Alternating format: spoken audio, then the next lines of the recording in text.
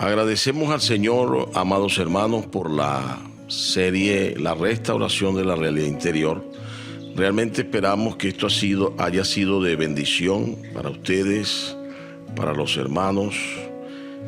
Creemos firmemente que la palabra del Señor no vuelve vacía y que ella hará su trabajo de acuerdo a la voluntad del Señor y a la apertura que haya en nuestro corazón. En esta oportunidad vamos a culminar esta serie con una quinta parte que hemos titulado No mirando la prosperidad de los impíos, basado en el Salmo 73. Y antes de comenzar con la lectura del Salmo y también con la importancia de la revelación que obtenemos en Deuteronomio 8, del 1 al 3, queremos hacer una oración. Padre, te damos gracias en esta mañana por esta gran oportunidad, por permitirnos y por habernos permitido haber tenido esta serie, la cual creemos que ha sido de bendición para los hermanos, para las iglesias y para todos los que han logrado escuchar. Queremos darte muchas gracias por esta bendición, por esta oportunidad. Bendice cada hogar, cada familia en estos ya días para culminar el año 2020. Oramos para que tú realmente hayas ganado nuestro corazón en medio de toda esta experiencia que hemos tenido durante todo este año. Bendice, suple, sustenta a las familias en el nombre de Jesucristo. Amén. Bueno, y como decía, mis queridos hermanos y hermanas, quisiera leer Deuteronomio capítulo 8, versículo 1 al 3, antes de continuar con el mensaje. Dice: cuidaréis de poner por obra todo mandamiento que yo os ordeno hoy, para que viváis y seáis multiplicados y entréis en posesión y entréis a poseer la tierra que Jehová prometió con juramento a vuestros padres. Y te acordarás de todo el camino por donde te ha traído Jehová tu Dios estos 40 años en el desierto, para afligirte, para probarte, para saber lo que había en tu corazón, si habíais de guardar o no sus mandamientos. Y te afligió y te hizo tener hambre, y te sustentó con maná, comida que no conocías tú ni tus padres la habían conocido, para hacerte saber que no solo de pan vivirá el hombre, mas de todo lo que sale de la boca de Jehová vivirá el hombre. Entonces aquí vemos, nosotros a lo largo de esta serie, nosotros pudimos ver la revelación que obtenemos en Deuteronomio 8 del 1 al 3, que nos muestra un principio establecido por Dios en su trabajar en el corazón del hombre, en llevarlo a una total dependencia por medio del amor a su palabra y a su presencia. Alabado sea el Señor. Nosotros vemos entonces que si tenemos la visión adecuada de cómo Dios trabaja, nosotros entonces entenderemos claramente que las circunstancias y las situaciones negativas y positivas por las que pasamos tienen como objetivo que Dios se trabaje en nosotros, que Él pueda realmente alcanzar su objetivo en nuestras vidas y finalmente lograr en nosotros lo que Él desea, que es hacernos vencedores. Recuerden que no solamente Dios quiere salvarnos, Él también quiere llevarnos a ser vencedores. Si simplemente fuera a salvarnos, pues Él ya lo hizo a través de la muerte de cruz, y en resurrección nos dio su vida. Y esa vida que nos dio en resurrección es realmente para que ella se desarrolle en nosotros y nosotros, llenos de imperfecciones, lleguemos a ser esa expresión que Él tanto desea en esta tierra que cada día está más desviada y más hundida en sí mismo. La única esperanza que hoy se ve en esta tierra y para el mundo es Jesucristo y la manifestación de sus hijos. Y es por eso que Dios está muy interesado en que nosotros podamos realmente abrir nuestro corazón para todo lo que Él quiere trabajar en nosotros. Entonces vamos a dar inicio entonces al Salmo o en el Salmo 73. Posiblemente el año que viene podamos continuar con una serie donde toquemos algunos salmos que estamos revisando. Son de vital importancia y muy aplicables a nuestro vivir. Con relación al Salmo 73 de Asaf, ¿verdad? Salmo 73 al 76. Por cierto, el hermano Roberto en la conferencia pasada, él tomó algunos versículos de este Salmo de Asaf. Bueno, este es del Salmo 73 al 76, son los primeros 4 libros, son los primeros 4 del libro que abordan 4 asuntos. O sea, son 4 salmos, 73 al 76, que tienen un encargo específico y se separa en 4 puntos. El sufrimiento personal de santos que buscan a Dios. Esa es la carga principal del Salmo 73. Voy a repetirlo. El sufrimiento personal de santos que buscan a Dios. En el Salmo 74 tiene como fin, que no lo vamos a desarrollar hoy, pero que posiblemente lo tomemos, es la desolación de la casa de Dios. En el Salmo 75 es el juicio de Cristo sobre quienes trajeron desolación a la casa de Dios. Y el Salmo 76 es la victoria de Dios en su morada. Es la plena restauración de Dios en cuanto a su casa.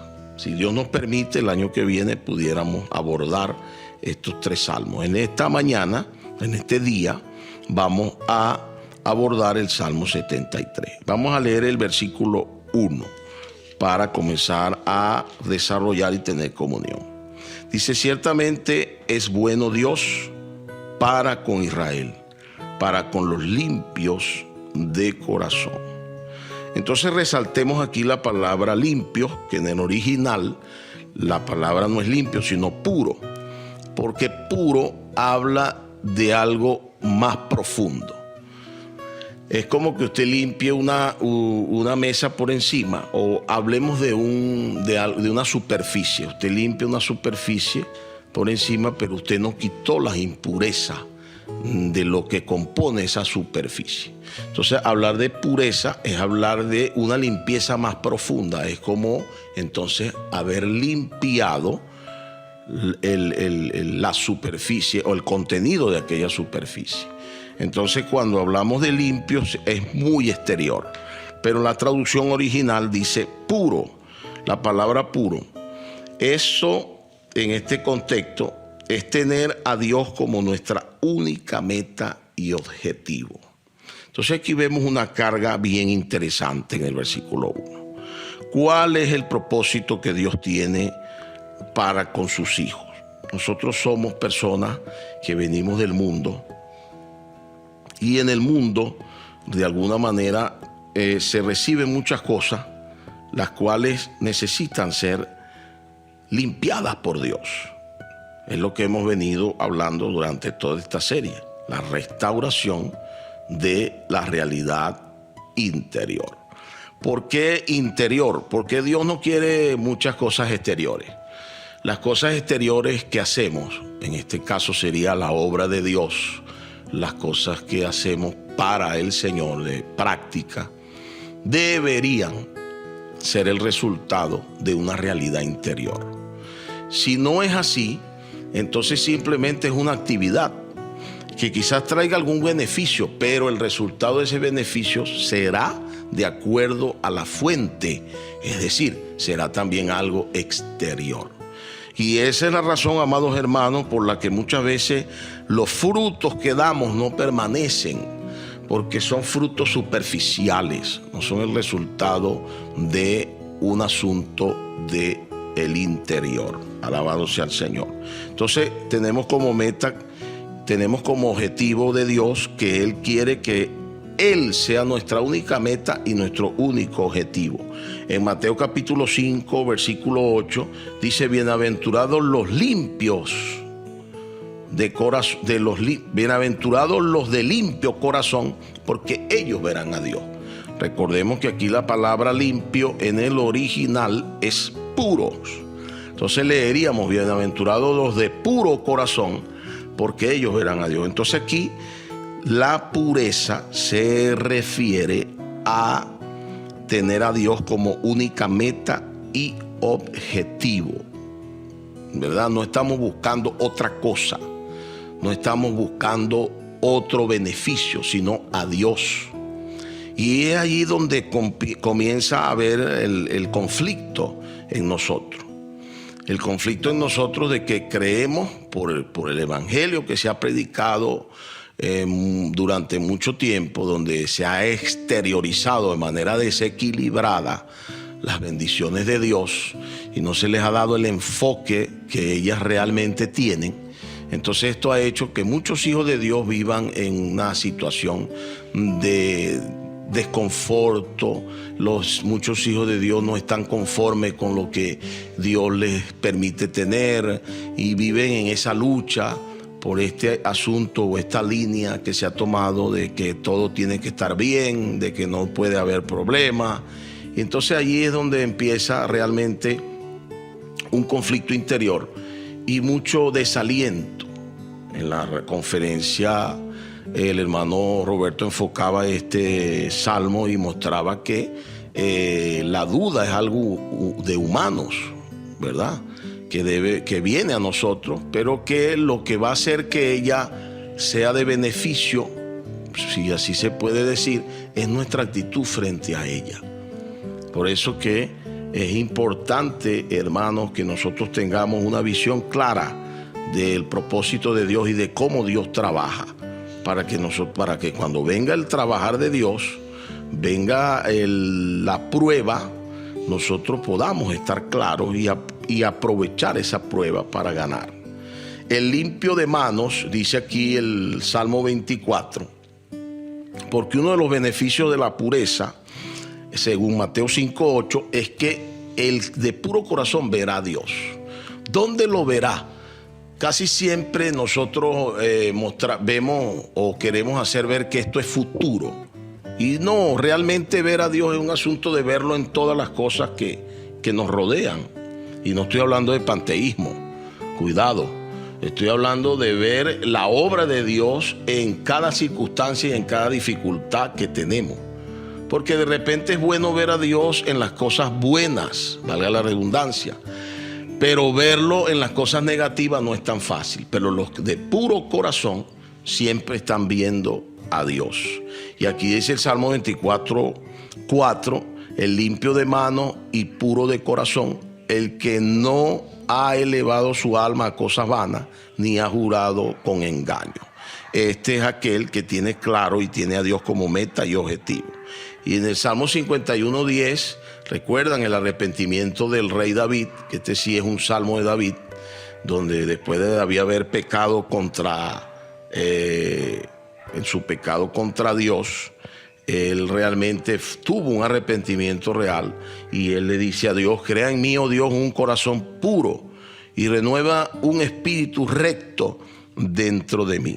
Y en Primera de Timoteo, capítulo 1, versículo 5, alabado sea el Señor, dice: pues el propósito de este mandamiento es el amor nacido de un corazón limpio y de una buena conciencia y de una fe no fingida. Entonces aquí vemos claramente, amados hermanos, que el asunto de no mirar la prosperidad de los impíos y hacer comparaciones de que por qué, ya lo vamos a ver más adelante, por qué a mí me va mal y a aquel le va bien. Hay otro concepto que se ha metido en la vida de la iglesia, y es que muchas veces cuando alguien está siendo tratado o está sufriendo alguna situación, inmediatamente los hermanos comienzan a hacer conjeturas y a decir que eso es porque se portó mal o eso es porque habló contra un hermano. Enseguida estamos pensando que es un juicio, pero nunca vemos que realmente es Dios trabajando en aquella persona para hacerle un vencedor. Y usted que está viéndolo desde otro punto de vista, pues va a perder usted de ser un vencedor por estar diciendo cosas que usted no está seguro que sean así. Entonces es importantísimo nuestra visión frente a lo que Dios quiere hacer en nosotros. Recuerden, Deuteronomio 8, del 1 al 3, nos muestra una visión clara. Y aquí en el Salmo 73.1 nos muestra de que Dios tiene como objetivo, ¿verdad?, que el hombre lo tenga como meta, únicamente objetivo. Dios quiere alcanzarnos y quiere llevarnos a crecer y quiere llevarnos a depender totalmente de Él. Versículo 2 del Salmo 73 dice lo siguiente. Salmo 73.2 dice: en cuanto a mí, casi se deslizaron mis pies, por poco resbalaron mis pasos, porque tuve envidia, versículo 3, de los arrogantes, viendo la prosperidad de los impíos. Señor Jesús. Y nosotros entonces vemos, ¿verdad?, que el versículo 2 hasta el 16 de este salmo son un relato de los sufrimientos del salmista que busca a Dios, así como su perplejidad a causa de la prosperidad de los malos. Y esto en contraste con el Salmo 1, porque ¿qué dice el Salmo 1? ¿Verdad? Y es interesante que podamos ver esto. Salmo 1, vamos a buscarlo acá, dice lo siguiente, porque bueno, en el Salmo 1 dice, versículo 3 y 4, dice: será como el árbol plantado junto a corrientes de agua, que da su fruto en su tiempo, y su hoja no cae, y todo lo que hace prosperará. No así los malos, que son como el tamo que arrebata el viento. Entonces, pareciera que hubiera una contradicción aquí, ¿no? De que el malo debería estar mal y el bueno debería estar bien. Pero si tomamos como principio la revelación obtenida tanto en Deuteronomio como en en el Nuevo Testamento, también nos muestra cómo Dios trabaja en sus ministros, los restringe para llevarlos a ser personas de utilidad para Él. Nosotros entendemos entonces que Dios tiene una manera de trabajar y que esta prosperidad no necesariamente, escúcheme bien, no necesariamente se refiere a asuntos materiales. El problema es que nosotros siempre estamos mirando en lo exterior, como dije al principio, y siempre que estamos viendo lo exterior y nuestra mente cartesiana, nuestra mente lógica, siempre está sacando las cuentas de acuerdo a la matemática, y no siempre es así. Dios no es lógico, Dios es justo y verdadero, y eso tenemos que entenderlo. Mire lo que dice el verso 16 del Salmo 73. Dice: cuando pensé para saber esto, fue duro trabajo para mí. Entonces, aquí en este verso 16 del Salmo 73, el salmista está turbado. Si leemos del 12 al 14 del Salmo 73, dice: he aquí, estos impíos, sin ser turbados del mundo, alcanzaron riqueza. Verdaderamente en vano he limpiado mi corazón y he lavado mis manos en inocencia, pues he sido azotado todos los días y castigado todas las mañanas. Bueno, es una cosa tremenda, porque mientras él se consagraba, era más tratado. Y entonces es por eso que él dice en el versículo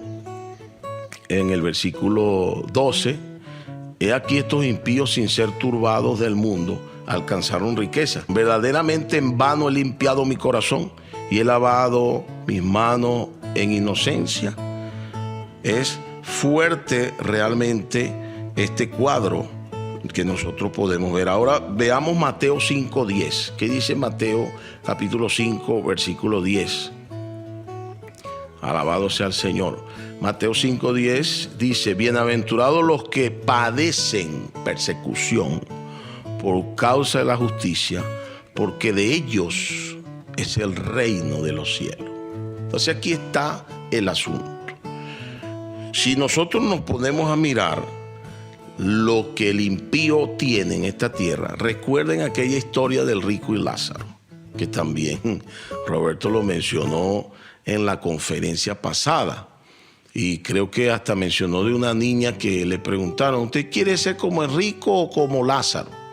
Entonces ella dijo, bueno, mientras viva en la tierra quiero ser como el rico, y mientras viva y cuando muera quiero ser como Lázaro. Entonces a veces nosotros queremos eso, pero aquí dice en Mateo 5:10 que son bienaventurados los que padecen persecución por causa de la justicia, porque de ellos es el reino de los cielos. Entonces, ¿cuál es el punto en cuanto a cuando somos tratados, restringidos en esta tierra? Es porque somos, dice aquí Mateo, que somos felices. 3 veces felices son los que padecen persecución, padecen necesidad por causa de la justicia. Y aquí la justicia evidentemente habla de hechos, de acciones. Nosotros no podemos actuar de manera impía y eso nos hace de alguna manera ser restringidos. Eso no quiere decir que un hijo de Dios no pueda ser prosperado o que si está siendo prosperado entonces él es un impío. Por favor, no malinterpretemos las cosas. Estamos simplemente mostrando, hermano, que este es un tiempo de restricción. Estamos viviendo los últimos tiempos y realmente cada día se ve que un grupo de privilegiados del sistema mundano será el que tendrá ciertas libertades y nosotros cada día seremos más restringidos. Ya, por ejemplo, hay ataques contra los cristianos, porque están usando las redes, están usando la televisión, están usando la radio. Y por ahí leí algo que decía, bueno, estos cristianos que antes, porque yo recuerdo que en los finales de los 70, a principios de los 80, hubo un evento donde la gente tiraba los televisores, los cristianos radicales tiraban los televisores desde las tarimas y quemaban los televisores y los radios y le decían cajón del diablo. Bueno, ahora eso lo están recordando para atacarnos, para decir que nosotros, ahora este es nuestro medio más fuerte, las redes sociales, la televisión, la radio, para propagar el evangelio. Entonces, ahora es que vamos a ser atacados, cuando empecemos a negarnos a auspiciar un matrimonio de ambos sexos, de un sexo, perdón, nosotros entonces vamos a ser atacados. Entonces, evidentemente nuestra vida, por causa de la justicia, cada día va a ser más restringida. Cada día va a ser más restringida, porque vamos a ir en contra de la corriente. Y eso hará pues que nosotros tengamos que pasar muchas cosas, aún más de las que hemos pasado hasta ahora. Y realmente muchos hijos de Dios son llevados por el Señor. Y a veces nosotros no entendemos por qué. Y resulta que... Perdón, estaba tomando un poco de agua. Resulta que son llevados por el Señor porque el Señor ya lo completó la medida en ellos y Dios no quiere pasarlos por otro sufrimiento. Bendito sea el Señor. Miren lo que dice Filipenses 3:8 en cuanto a la experiencia de Pablo. Y ciertamente aún estimo todas las cosas como pérdida por la excelencia del conocimiento de Cristo Jesús, mi Señor, por amor del cual lo he perdido todo y lo tengo por basura para ganar a Cristo. Bendito sea el Señor. Aquí vemos una experiencia tremenda en Pablo. Pablo era un hombre pudiente, la Biblia no lo dice, pero si usted escucha cómo se refieren a Pablo, decían Saulo de Tarso, instruido a los pies de Gamaliel. Aparte de eso tenía ciudadanía romana y él era un judío. En esa época los judíos eran considerados esclavos. Entonces se ve claramente que Pablo abandonó, renunció a su posición para seguir al Señor, porque él fue cautivado por el Señor. Es posible que algunos de nosotros hoy tengamos algunos bienes. No sabemos si mañana seamos despojados de ellos por causa del evangelio. Yo recuerdo cuando, bueno, yo no estuve ahí, pero vi unos documentales sobre la invasión de los japoneses en China, y los chinos, entre esos el hermano Watchman Nee, fue encarcelado por Mao Zedong en el año 52. Y muchos de los chinos que fueron expropiados de sus bienes eran personas que vivían muy bien, que estaban o sea, eran ricos en esa época, y fueron expropiados y quedaron en la miseria. Y fue todo por causa de una ideología, que es lo que va a usar Satanás para implantar el gobierno del anticristo. Y todos los que estemos fuera de esa línea vamos a ser atacados, vamos a ser perseguidos. Es por eso que no podemos nosotros mirar la prosperidad de los impíos. Es por eso que nosotros no podemos mirar los bienes que podamos tener, ni apreciarlos más de lo normal.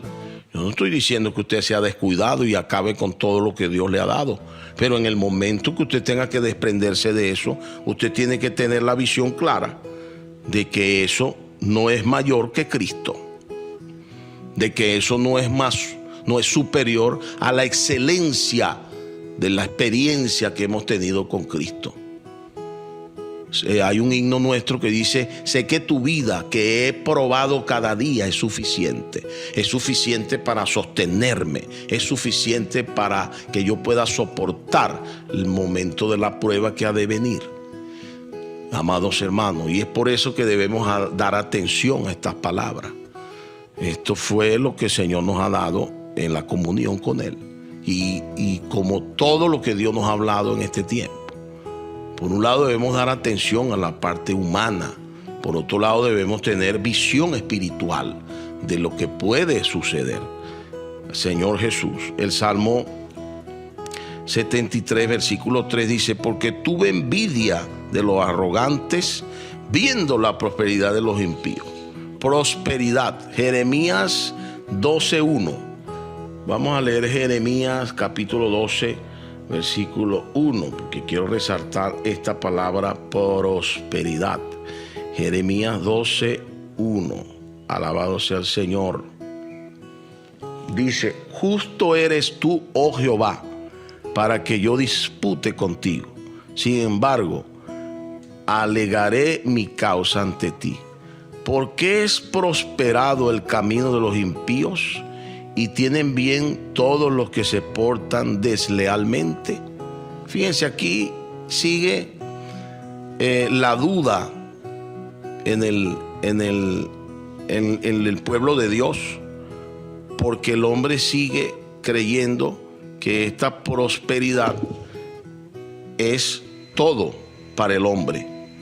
Pero aquí vamos a ver más adelante cuál es el fin de aquellos que de alguna manera reciben el beneficio material, pero no reciben el beneficio de lo alto. El versículo 9 del Salmo 73, alabado sea el Señor, dice: ponen su boca contra el cielo y su lengua pasea la tierra. Vamos a ver qué dice el Salmo 12 con respecto a eso. Salmo capítulo 12, versículo 3 y 4. Salmo 12, versículos 3 y 4. Jehová destruirá todos los labios lisonjeros y la lengua que habla jactanciosamente. Versículo 4. A los que han dicho: por nuestra lengua prevaleceremos, nuestros labios son nuestros, ¿quién es Señor de nosotros? Bueno, aquí es claro que el impío, en medio de su arrogancia, él no reconoce a Dios. Él cree que lo que tiene lo ha obtenido por sus propios medios y por su propia fuerza.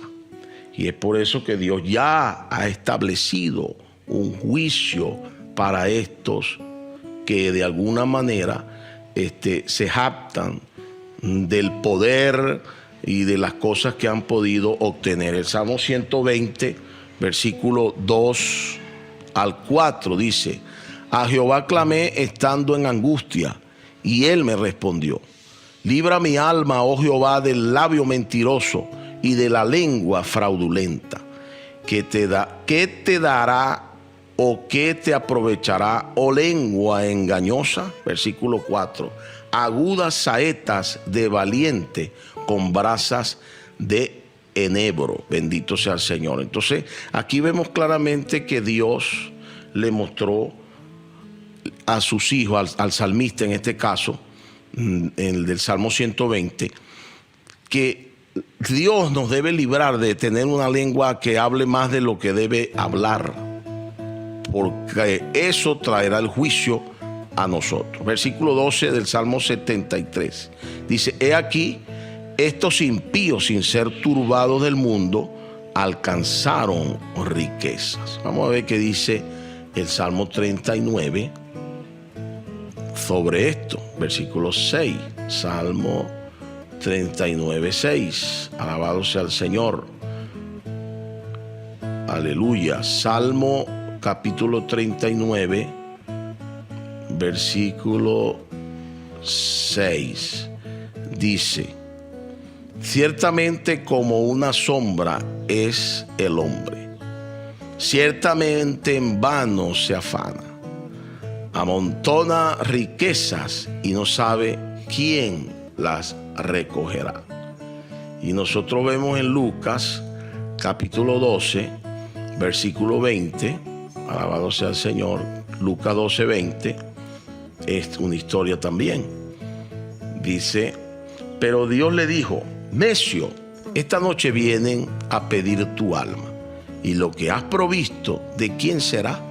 Esta es la historia de un hombre que amontonó riquezas y en ese afán, bueno, llegó un momento en que él como que dijo: bueno, ya estoy completo, ya no necesito más, ahora voy a disfrutar. Y resulta que hasta ese día su vida iba a estar sobre la tierra. Esto también nos da a nosotros una advertencia, de que muchas veces estamos apegados a lo que tenemos. Inclusive a veces nos cuesta ofrendar. Muchas veces no nos importa gastar ciertas cantidades en comer nosotros en la calle, que eso no está mal, en invertirlo en el vehículo para mejorarlo, para estar más cómodo, que tampoco está mal. Pero cuando se nos toca el tema de la ofrenda, cuando se nos toca el tema de dar, entonces nosotros ponemos una cantidad de excusas que muchas veces son valederas, pero que realmente Dios sabe lo que hay en nuestro corazón. Entonces, amados hermanos, necesitamos realmente pedirle al Señor que nos ayude en este asunto. En el versículo 13 del Salmo 73, entonces dice: verdaderamente en vano he limpiado mi corazón y lavado mis manos en inocencia. El salmista, que se había consagrado, pensaba que su consagración había sido en vano, porque no era prosperado materialmente, sino que era azotado todo el día y disciplinado todas las mañanas, según el versículo 14. Quiero decirle que la verdadera vanidad es todo aquello que no sea Dios mismo. Por eso el versículo 1, la explicación del versículo 1 y de la pureza a la que se refiere el versículo 1 y a la que se refiere Mateo 5, 8. El asunto de estar claro en lo que Dios está haciendo. Lo que realmente es vano es aquello que no contiene a Dios y que no es Dios mismo. Los ídolos son vanidad. La prosperidad material, hermano, es vanidad. Eclesiastés 1:2 nos dice claramente que todo lo que está bajo el cielo es vano. Todo, absolutamente todo. Porque aún la vida humana va a desaparecer, en el sentido de que la vida real está después de esta vida. Y eso nosotros lo sabemos y lo tenemos claro. Dice Eclesiastés 1:2, vanidad de vanidades, dijo el predicador. Vanidad de vanidades, todo es vanidad. Señor Jesús. Y es por eso que nosotros debemos tener esto claro, hermano. Vamos a aprovechar todo lo que Dios nos da, vamos a aprovechar todo lo que Dios nos permite, pero no nos aferremos a esta tierra, ni miremos que aquel está mejor que yo, que por qué, porque realmente cada uno tiene su recompensa. Solo entrando en el santuario seremos liberados. Es por eso que a partir del versículo 17, el versículo 17 y el 25 y 26 del Salmo, quisiera que lo leyéramos, dice, hasta que entrando en el santuario de Dios, comprendí el fin de ellos. Una vez que estamos en la presencia de Dios, nosotros descansaremos y no seremos perturbados por las pruebas. Por el contrario, seremos consolados, sabiendo que después de la prueba viene la exaltación de Dios. Después de la prueba viene la gloria de Dios. Después de la prueba seremos aquellos vencedores que el Señor está buscando. Alabado sea el Señor. Versículos 25 y 26. ¿A quién tengo yo en los cielos sino a ti? Y fuera de ti nada deseo en la tierra. Preste mucha atención a esto, que a veces hasta lo hemos cantado, ¿no? ¿A quién tengo yo en los cielos sino a ti? Y fuera de ti nada deseo en la tierra. Mi carne desfallece, mas la roca de mi corazón y mi porción es Dios por siempre. Este versículo, que es el 26, mi carne y mi corazón desfallecen, mas la roca de mi salvación, de mi corazón y mi porción es Dios para siempre. Aquí vemos que lo que realmente debe anhelar nuestro corazón es a Dios. Por encima de lo que estemos pasando en esta tierra, recordemos la vida de los que nos antecedieron. Recordemos la vida de los creyentes que entregaron todo por el Señor y fueron quemados en la hoguera. Algunos fueron crucificados con la cabeza hacia abajo, otros fueron muertos en la arena del circo romano, otros fueron martirizados por no querer negar su fe, y nosotros no estamos exentos de que esto ocurra. Es por eso, amados hermanos, que debemos ir a la presencia del Señor. Cada vez que venga a nosotros este sentimiento, debemos ir a la presencia del Señor. Este santuario, por un lado, es nuestro espíritu, Efesios 2:22. Por otro lado, es la iglesia, 1 Timoteo 3:15. ¿Qué es lo que nos va a hacer permanecer en el santuario siendo preservados, hermano? Es estar en nuestro espíritu, tocar al Señor en oración, tener intimidad con Dios, que esto también causa sufrimiento, y estar en la vida de la iglesia, estar en la esfera que Dios preparó para que nosotros seamos edificados. Y en esta esfera, nosotros, alabado sea el Señor, somos preservados de caer en esta situación de mirar la prosperidad de los impíos, para que esto nos cause turbaciones, pensamientos que no deben venir a nosotros, sino que simplemente nosotros tenemos la vista en lo que está adelante, que no tiene nada que ver con esta tierra. Recuerde eso. Nuestra vida aquí en esta tierra depende de lo que Dios determine. Hoy estamos, mañana no estamos. Es vital estar en el espíritu y en la iglesia para tener una perspectiva, una percepción particular de la situación de los impíos. El versículo 18 al 20 dicen de la siguiente manera: ciertamente los has puesto en deslizaderos, en asolamiento los harás caer, como han sido asolados de repente. Perecieron, se consumieron de terrores, como sueño del que despierta. Así, Señor, cuando despertares, menospreciarás su apariencia. Señor Jesús, menospreciarás su apariencia, porque todo lo que hay exteriormente, todo lo material, no es real, es simple apariencia, y Dios va a menospreciar la apariencia, porque nuestro Dios no es un Dios que ame la apariencia. Todos nuestros conflictos internos son resueltos cuando vamos al Espíritu. Todas esas dudas, sobre todo nuestros jóvenes, yo quiero dar una palabra para nuestros jóvenes que de alguna manera han sufrido mucho en esta situación que estamos viviendo, particularmente aquí en nuestro país. Quiero decirles que el Señor ha preparado algo precioso para ustedes. no desistan. Permanezcan en el Señor, permanezcan en la iglesia, porque en breve el Señor nos va a recompensar.